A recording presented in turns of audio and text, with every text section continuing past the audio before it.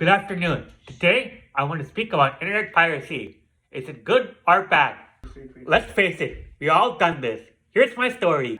In February 2019, I downloaded a torrent of Avengers Infinity War and I received a warning from an ISP, AT&T.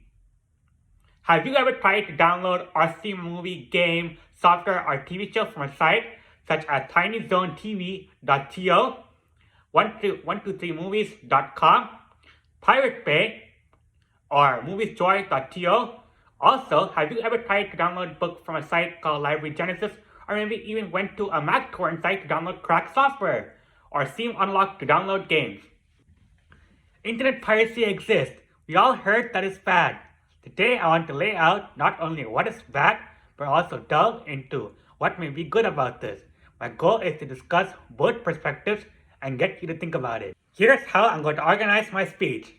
Start with what's bad about piracy. Look at why piracy exists. Dive into what may be good about piracy and conclude my take on how we should handle piracy.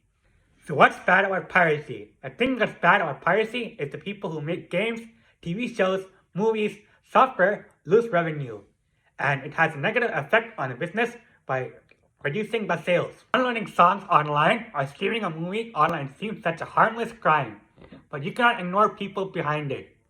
While accessing the digital content illegally, people like music artists, authors, actors, producers, directors, software engineers, and game designers/developers are hurt. Piracy risks are real. People may think the pirated content is cheap and doesn't harm them, whereas the truth is downloaded content contains malware and virus in it. You even become a victim of identity theft. Before we look what's good about piracy, let's understand why piracy exists. At the root of this digital dilemma is a tug of war between consumers who think that information is cheap and doesn't cost anything to duplicate, and producers who know there is value to the information. Information wants to be free, whereas the inherent value of the information means that there is money to it to be made from it. It begs the question as to whether it is a piracy problem or a pricing problem. Many times, content is expensive. How many times is a consumer expected to pay for the same Mario Kart game? I started with a Nintendo handheld, went to Wii, then went to Wii U. For each game console, I'm paying $40 to $60 for the same game. So there is pricing incentive to try the pirated version. The same applies when the content is being restricted and blocked in one country but allowed in another. If your culture content is not available broadly where you live, then the lack of access prompts you to try a different site. And sometimes pricing is different in different countries. I find the same book as a fraction of the cost in India, while it's 4 times the price in the USA. These market imperfections combined with demand for the item drive the need to pirate the content. Lastly, let's not forget our consumer behavior has changed. We don't want DVD or CD, and we want the convenient digital version. If it's not available from the producer in that format, consumers gravitate to sites that provide it in that format. Now to understand what prompts piracy, let's dive into what's good about it. It enhances reach by making people participate.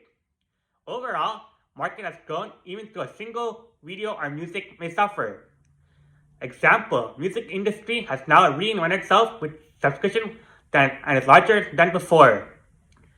Additionally, it has certainly led to increase in content, more variety, and more multicultural content. Research shows the number of music artists and the money made by artists have actually increased. People who download that song, movie from a free site are also consumers of paid music or movies. The question is to ask is not why they pirate, but why did they pirate that piece of content? We have looked at the good and bad. You may be wondering what I should do. Here's my take. If you do the odd to download to beat the market imperfection, it is okay. But don't overdo it. Understand the risk involved and don't do it if your ethics don't allow it. Is it something like just enough piracy that's good for the overall economy? I believe so, in the slide. MIT Sloan believes it that as well. So what do you think? Thank you for your time, and I hope the information I've shared you to think about piracy in a balanced fashion.